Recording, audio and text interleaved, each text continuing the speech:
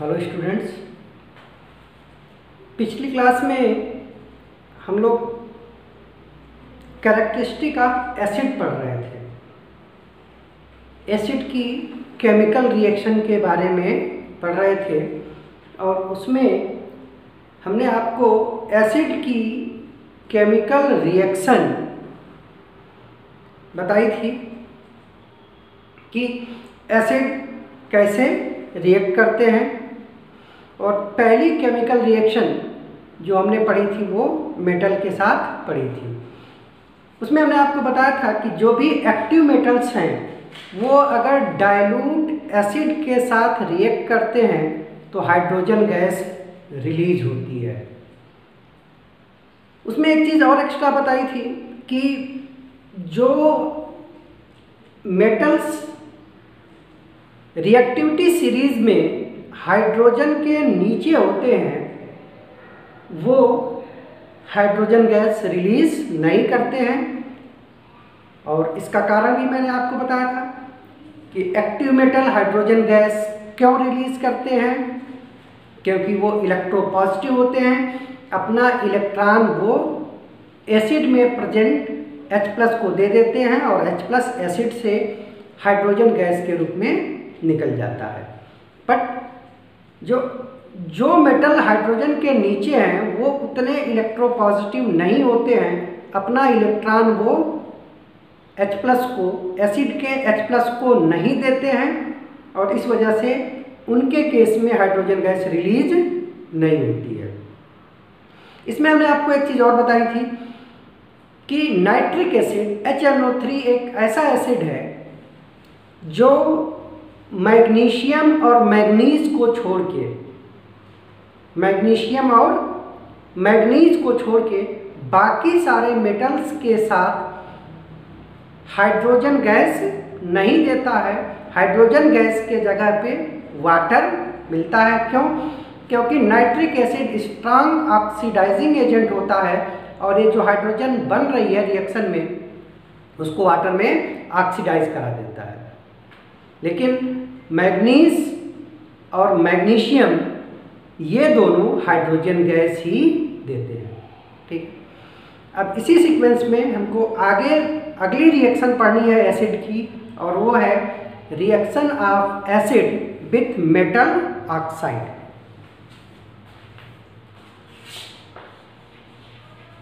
Reaction of acids with metal oxide कि किसी भी मेटल का ऑक्साइड अगर एसिड से रिएक्ट करेगा तो क्या बनेगा। अब बेटा पहले तो यही थोड़ा देख लो कि मेटल ऑक्साइड हम कैसे बनाएंगे। जैसे हमसे कोई भी मेटल ऑक्साइड का नाम बोला जाएगा, sodium oxide, potassium oxide, copper oxide, तो कैसे बनाएंगे। मेटल और ऑक्साइड, मेटल मान लीजिए कि हमने इसको रिप्रेजेंट किया M से और ऑक्साइड होता है O-।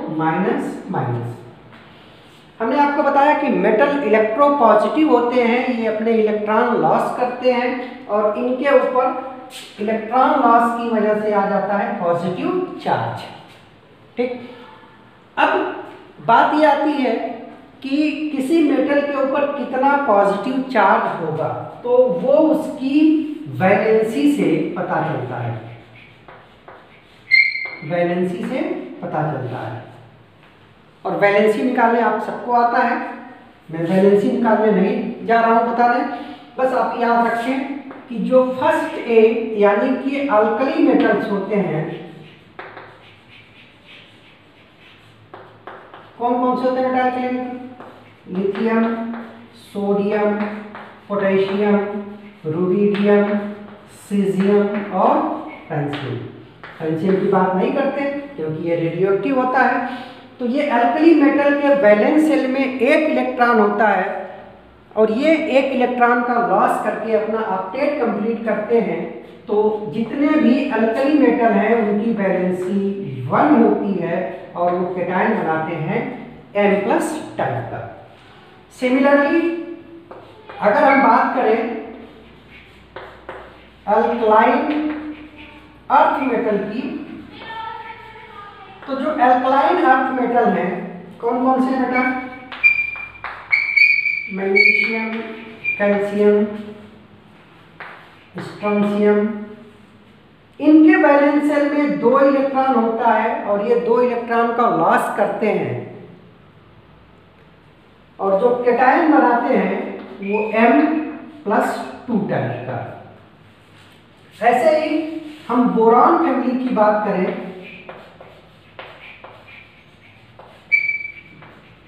तो बोरॉन फैमिली में जो मेटल्स होंगे वो एल्यूमिनियम, गैलियम, इंडियम और थाइलियम होंगे और इनके वैलेंस शेल में 3 इलेक्ट्रॉन होता है, तो ये M+3 टाइप का कैटायन बनाएंगे।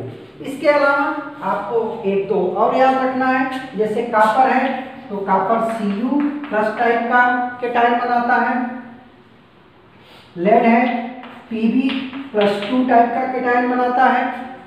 ठीक है, तो अब इस तरह से आप किसी मेटल का कैटायन बनाना जान सकते हैं।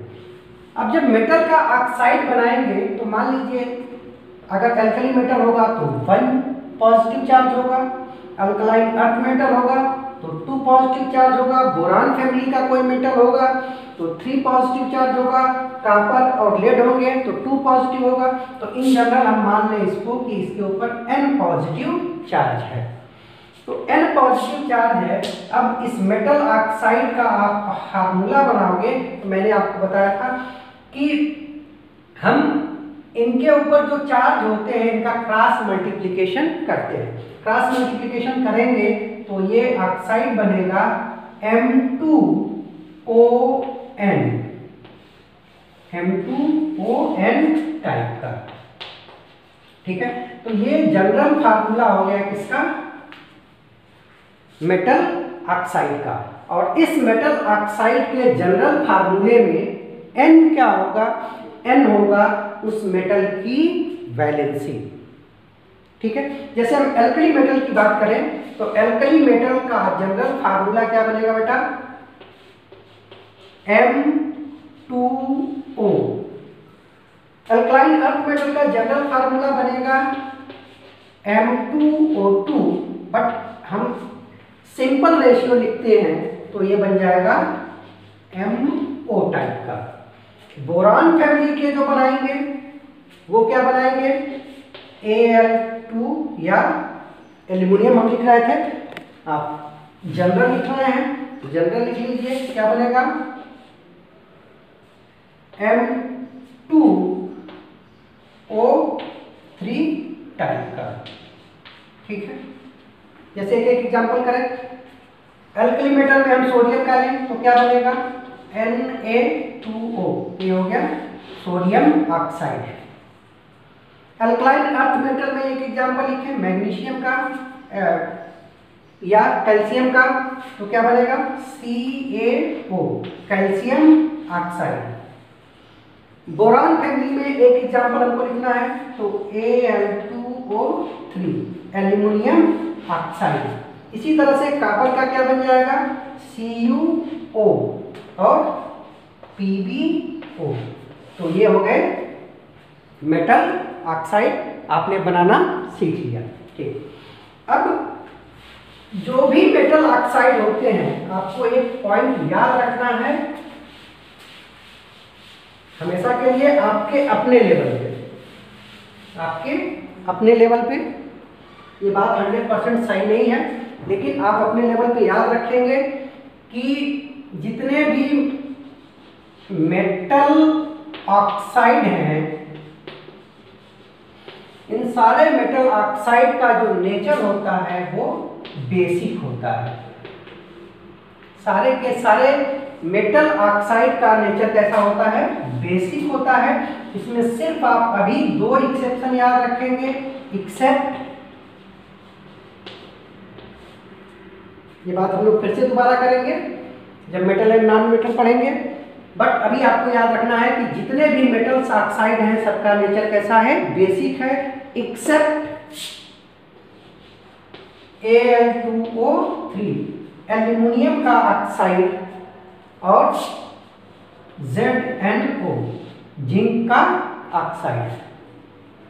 ठीक है, सारे के सारे मेटल ऑक्साइड बेसिक होंगे एक्सेप्ट एल्यूमिनियम ऑक्साइड और जिंक ऑक्साइड। तो ये कैसे होते हैं, ये होते हैं एम्फोटेरिक। एम्फोटेरिक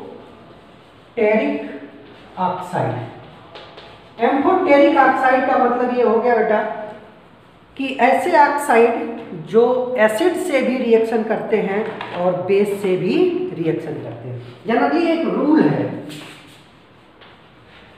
ये रूल आप अपने दिमाग में रखेंगे ध्यान, कि कभी भी एसिड का किसी दूसरे एसिडिक सब्सटेंस से कोई रिएक्शन, नो रिएक्शन, कोई रिएक्शन नहीं होगा।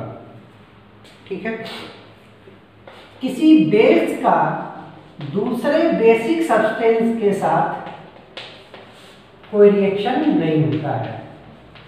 रिएक्शन हमेशा तभी होगा जब एक सब्सटेंस का नेचर एसिडिक हो तो दूसरे का क्या हो, बेसिक हो, तभी रिएक्शन होगा। ठीक है, अब ये मेटल के ऑक्साइड बेसिक हैं, तो मेटल के ऑक्साइड बेसिक नेचर के हैं, इनका बेस के साथ कोई रिएक्शन नहीं होता है। ठीक है, ये सिर्फ एसिड के साथ रिएक्शन करेंगे। लेकिन जो एल्यूमिनियम ऑक्साइड है और जिंक ऑक्साइड है, इसका नेचर एम्फोटेरिक है, तो ये दोनों एसिड के साथ भी रिएक्शन कर सकते हैं और बेस के साथ भी रिएक्शन कर सकते हैं। ठीक है, तो ये तो आपकी जानकारी हो गई मेटल ऑक्साइड के बारे में। अब हम लोग बात करते हैं कि मेटल ऑक्साइड अगर किसी एसिड से रिएक्शन करता है तो क्या होता है।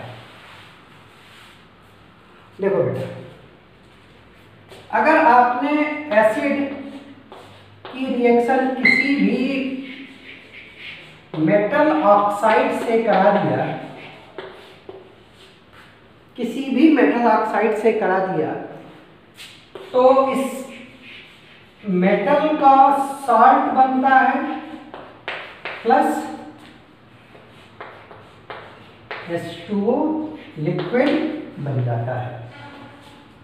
ठीक है, तो ये जनरल चीज आपको याद रखनी है कि जब भी आप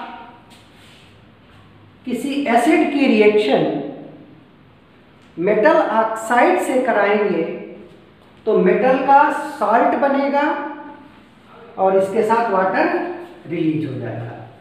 अब इसको हम जनरल लिखना चाहते हैं तो एसिड को हमने आपसे बार बार बताया है कि एसिड का जनरल फार्मूला होता है HNA, जहां पे N क्या है, इस एसिड की बेसिसिटी है। ठीक है, थोड़ा सा मैं आपके लेवल का जानबूझ के थोड़ा सा टफ कर रहा हूं ताकि आपको एक बार जनरल, आपको 100-200 रिएक्शन रटनी ना पड़े, एक बार समझ लो और उस बेसिस पे सैकड़ों रिएक्शन आप बना सकते हो। तो कोई भी एसिड है जिसका जनरल फार्मूला होता है HNA, जहां पे N क्या है, उस एसिड की बेसिसिटी है, बेसिसिटी है, और बेसिसिटी आप एसिड की पता है आपको। अब इस एसिड में जो हाइड्रोजन है उसके ऊपर तो प्लस का 1 चार्ज होता है और जो एनायन होगा उसके ऊपर माइनस चार्ज होगा, और कितना होगा, इस N के बराबर होगा। जितनी एसिड की बेसिसिटी होगी वही इस एनायन के ऊपर चार्ज होगा। ठीक है, और मेटल ऑक्साइड का अभी हमने फार्मूला पढ़ा है, क्या होता है, M2O। अब यहां भी N लिखा है तो यहां N नहीं लिख सकते, यहां पे X लिख देंगे। जहां पे X क्या है बेटा, ये है वैलेंसी, वैलेंसी ऑफ मेटल। ध्यान से सुनना, एक बार समझ गए तो आसान हो जाएगा। वैलेंसी ऑफ मेटल, और यही मेटल के ऊपर पॉजिटिव चार्ज के बराबर होगा। ठीक है, अब इन दोनों का रिएक्शन आपने कराया तो मेटल का साल्ट बनेगा। अब जब भी साल्ट बनता है तो साल्ट में जो पॉजिटिव पार्ट आएगा वो ऑक्साइड से आएगा, तो ऑक्साइड से आएगा तो ये हो जाएगा M और इसके ऊपर होगा प्लस X, और जो एनायन होता है वो एसिड से आएगा और ये होगा माइनस N। ठीक है, और जब इन दोनों का आप फार्मूला बनाओगे तो ये बनेगा MnAX। तो इस टाइप का साल्ट बनेगा और प्लस इसके साथ वाटर रिलीज हो जाएगा। ठीक है, बोलो। अब एक एक करके हम लोग एग्जाम्पल देखते हैं। जैसे सिंपल से हम लेके चले, ये चीज समझिए बेटा कि एसिड और मेटल ऑक्साइड, मेटल का साल्ट और वाटर बनाएंगे।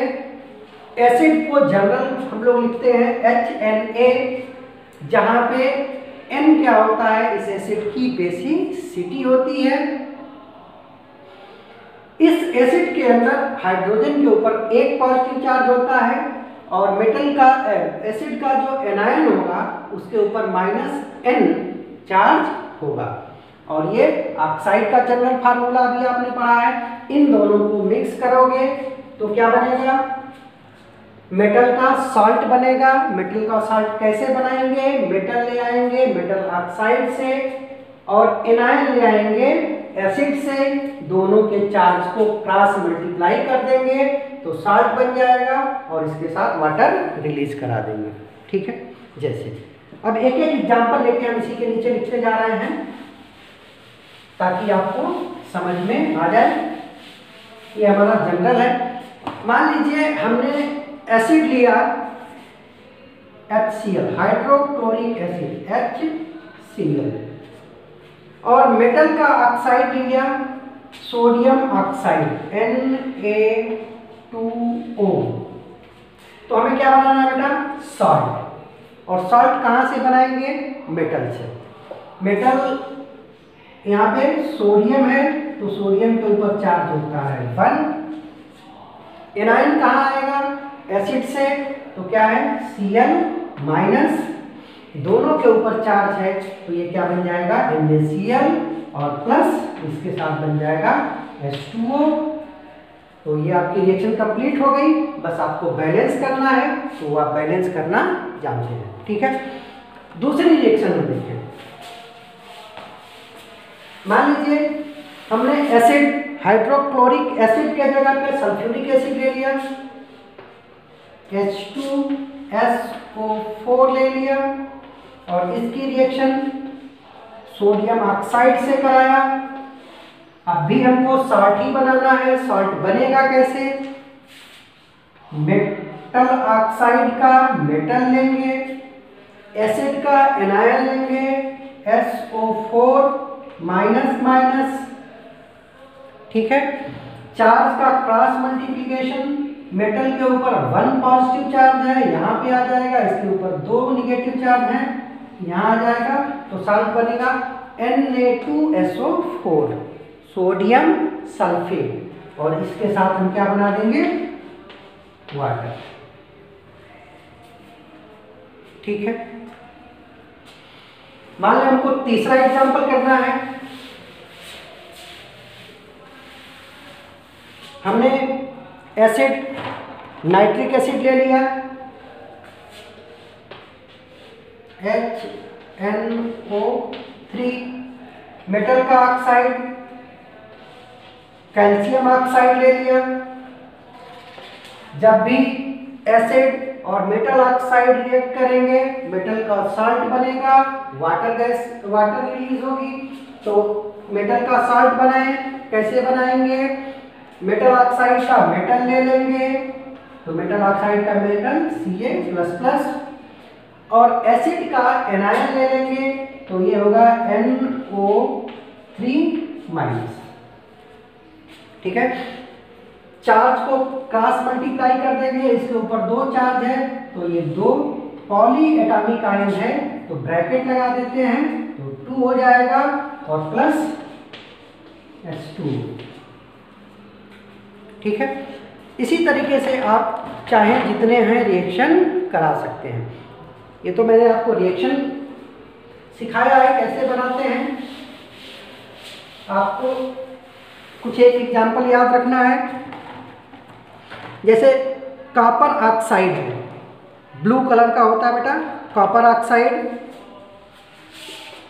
CuO, copper oxide blue colour का होता है। इसको अगर डाइल्यूट HCl में डाल दो, मेटल का ऑक्साइड एसिड रिएक्शन करके साल्ट बनेगा। कैसे बनेगा? Cu+ और Cl- 2 चार्ज है तो Cl2 हो जाएगा, कॉपर क्लोराइड, और साथ में क्या बन जाएगा? वाटर बन जाएगा। ठीक है, जो कॉपर का ऑक्साइड होता है ये ब्लू कलर का होता है, कॉपर ऑक्साइड ब्लैक कलर का होता है, ब्लैक कलर का होता है बेटा ये। ठीक है, और इसको जब डाइल्यूट एसिड में डालेंगे तो इसका कलर ब्लू ग्रीन हो जाता है। ठीक है, तो ये आपको कलर याद रखने हैं। आपसे पूछा जा सकता है कि जब ब्लैक कलर कॉपर ऑक्साइड में हाइड्रोक्लोरिक एसिड मिलाते हैं तो कौन सा कलर आता है? Blue green colour. इसी तरह से अगर इसमें सल्फ्यूरिक एसिड डाल दें H2SO4 तो ये क्या बना मिलेगा? CuSO4 प्लस H2O, और कॉपर सल्फेट का कलर जो होता है वो ब्लू होता है। ठीक है, तो ये कुछ कलर्स भी आपको याद रखना है कि कॉपर ऑक्साइड का ब्लैक कलर होगा, HCl मिलाओगे तो ब्लू ग्रीन कलर का हो जाएगा। किसके वजह से होगा? कॉपर क्लोराइड की वजह से होगा। अगर कॉपर ऑक्साइड में सल्फ्यूरिक एसिड मिला दोगे तो ब्लू कलर का हो जाएगा। किसकी वजह से होगा? कॉपर सल्फेट की वजह से हो जाएगा। ठीक है, तो ये है reaction of metal oxide with acid. ठीक है, अब नेक्स्ट रिएक्शन हमको पढ़नी है एसिड की। एसिड की रिएक्शन अगली हम पढ़ेंगे कार्बोनेट और बाइकार्बोनेट के साथ। तो अगली reaction of acids with carbonate, मतलब मेटल का कार्बोनेट एंड बाइकार्बोनेट। अगर आपको ध्यान हो तो मैंने आपको बताया था कि कार्बोनेट और बाइकार्बोनेट का फार्मूला क्या होता है। कार्बोनेट का फार्मूला होता है बेटा CO3-, और बाइकार्बोनेट का होता है HCO3-। ठीक है, यह है कार्बोनेट और यह है बाइकार्बोनेट। बाइकार्बोनेट को हम लोग हाइड्रोजन कार्बोनेट भी बोलते हैं। तो आसान सा है बेटा कि अगर आप किसी भी मेटल के कार्बोनेट या बाइकार्बोनेट की रिएक्शन किसी एसिड से करा दो तो भी salt plus water plus CO2 gas release होगी। और ये जो CO2 गैस रिलीज होती है वाटर के अंदर जो बुलबुले आते हैं इसी को बोलते हैं इफरवेरेंस। ठीक है, अब इसमें आप एग्जांपल मेन तो आपको ये ध्यान रखना है कि जब भी आप किसी कार्बोनेट या बाइकार्बोनेट की रिएक्शन एसिड से कराओगे तो मेटल का साल्ट बनेगा, वाटर बनेगा और CO2 गैस रिलीज होगी। जैसे मान लीजिए Na2CO3 है, सोडियम कार्बोनेट, और इसकी रिएक्शन हमने करा दिया HCl से, साल्ट बनेगा।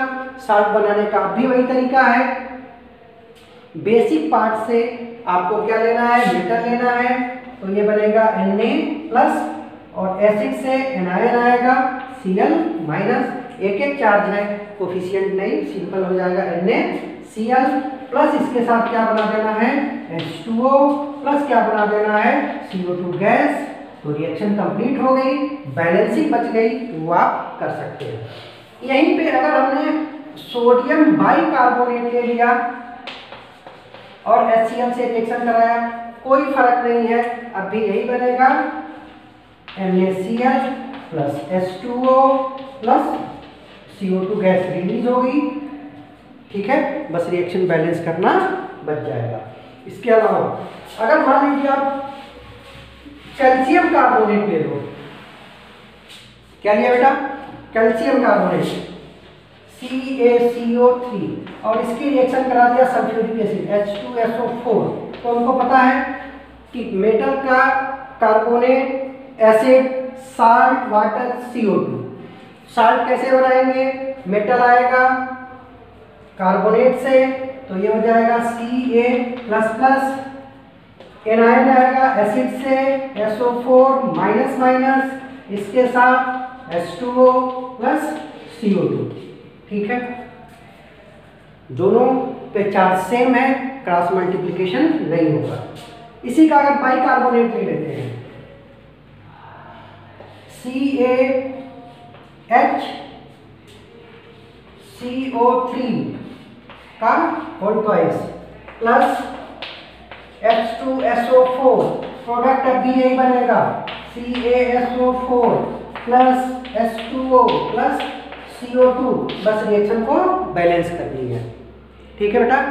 तो आप किसी भी मेटल कार्बोनेट या बाइकार्बोनेट की रिएक्शन अगर एसिड से कराते हो तो साल्ट बनाओगे, वाटर बनाओगे और CO2 गैस रिलीज होगी, और इसी CO2 के वजह से इफरवरेंस आता है। इफरवरेंस मतलब ये समझ लो कि जैसे आप लोग वाटर के अंदर बुलबुले जो बनते हैं ना, जो एक आवाज आती है, वही इफरवरेंस होता है, ठीक है।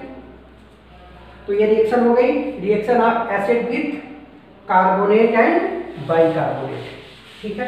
अब नेक्स्ट रिएक्शन हमारी है, आपको जनरल याद रखना है, और याद रखना है कि हम लोग साल्ट बनाते कैसे हैं, ठीक है। 2 4 5 जब करोगे, प्रैक्टिस करोगे, तो अपने आप ही सब हो जाएगा। अगला रिएक्शन है reaction of acid acids with, अब इसमें मैं तुमको ऐसे बताता हूँ ना, रिएक्शन ऑफ एसिड विथ, पहला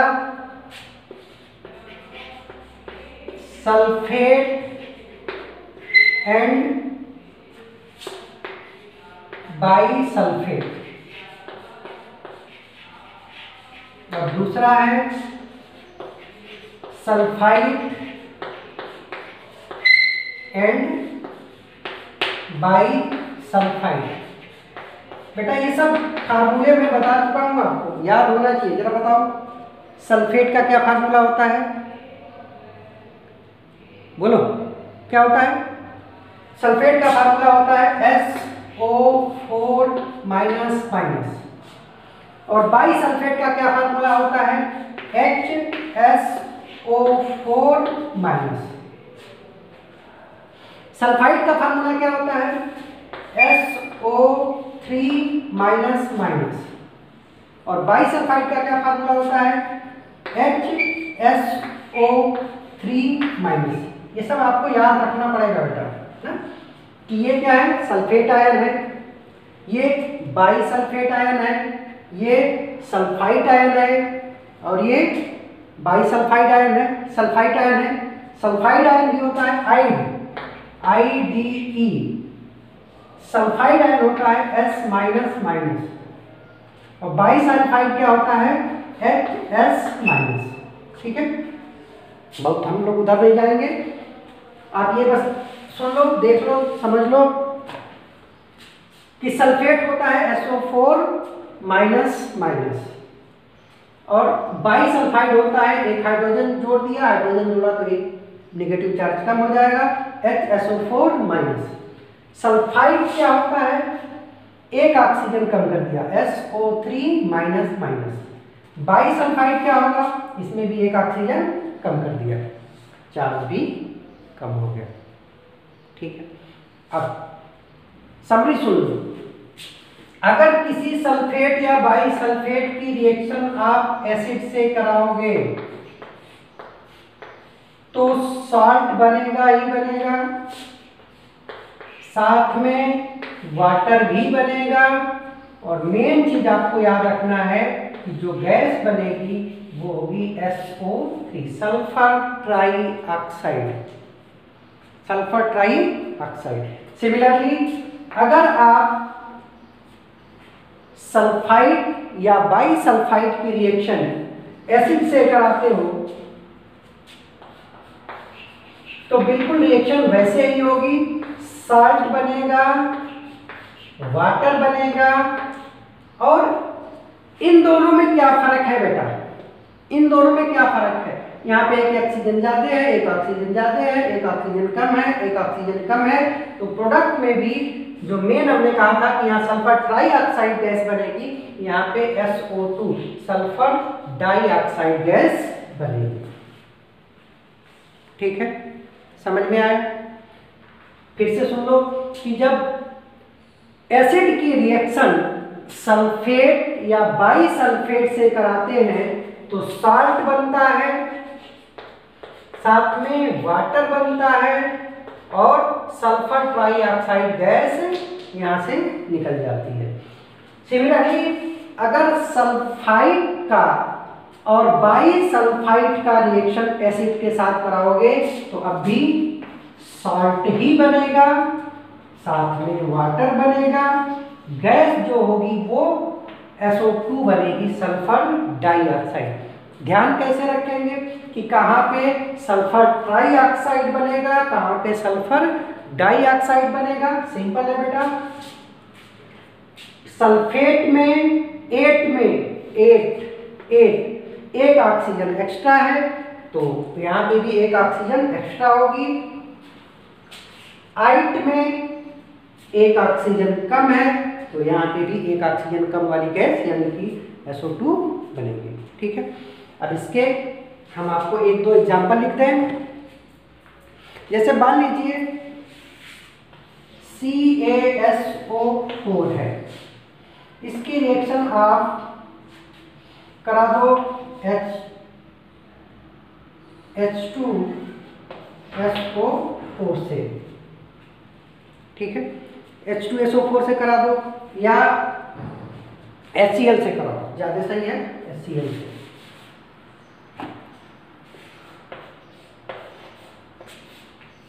ठीक है, HCl से करा दो तो salt CaCl2 plus water H2O plus 8 है तो SO3। ठीक है, अगर यही आइट से कराते CaSO4 से कराते HCl, सब कुछ वही होता, CaCl2 प्लस H2O, बस यहाँ पे गैस हो जाती SO2। ठीक है बेटा, समझ गए? चलो अब इसके बाद नेक्स्ट जो एसिड की रिएक्शन होगी वो होगी reaction of acid with base. कि अगर हम acid reaction of acid with base, अगर हम बेस के साथ करा दें तो क्या होगा? ठीक है बेटा, एसिड प्लस बेस की रिएक्शन जब कराते हैं तो ही बनेगा salt plus water, salt plus water. ठीक है, और इस रिएक्शन को एक स्पेशल नाम देते हैं, ये नाम होता है acid base neutralization reaction, acid base neutralization reaction. इस रिएक्शन में एसिड बेस को और बेस एसिड को एक दूसरे को क्या कर देता है, न्यूट्रलाइज कर देता है। एसिड का एसिडिक इफेक्ट और बेस का बेसिक इफेक्ट एक दूसरे को कैंसिल आउट कर देते हैं, तो जो बनता है वो साल्ट एंड वाटर बनता है। Reaction is known as acid base neutralization reaction. आपको ध्यान रखना है कि ये रिएक्शन एक्सोथर्मिक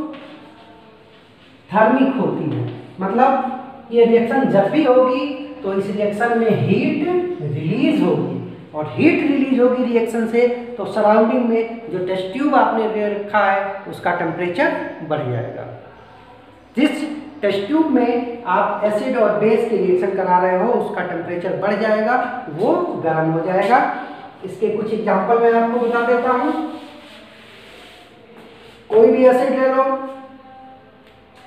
HCl, कोई बेस ले लो, NaOH, रिएक्शन करा दो, NaCl plus H2O plus energy,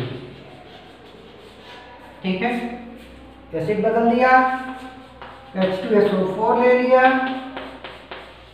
NaOH क्या बनेगा, Na2SO4 plus H2O plus energy, ठीक है। फिर से एसिड बदल दिया, HNO3, बेस भी बदल सकते हो, मान लो CaOH का होल ट्वाइस ले लिया, कुछ भी लो, कोई एसिड कोई बेस।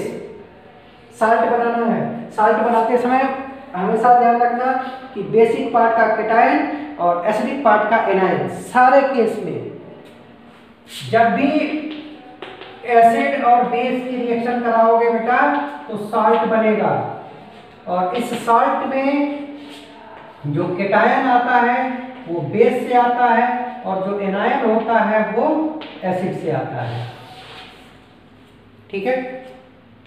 आपने नाइट्रिक एसिड की रिएक्शन कैल्शियम हाइड्रोक्साइड से कराई, एक एसिड दूसरा बेस बनाएंगे साल्ट। साल्ट बनाते समय केटायन कहाँ से लेंगे, बेस से लेंगे, क्या है कैल्शियम प्लस प्लस। एनायन कहाँ से लेंगे, एसिड से लेंगे NO3 माइनस।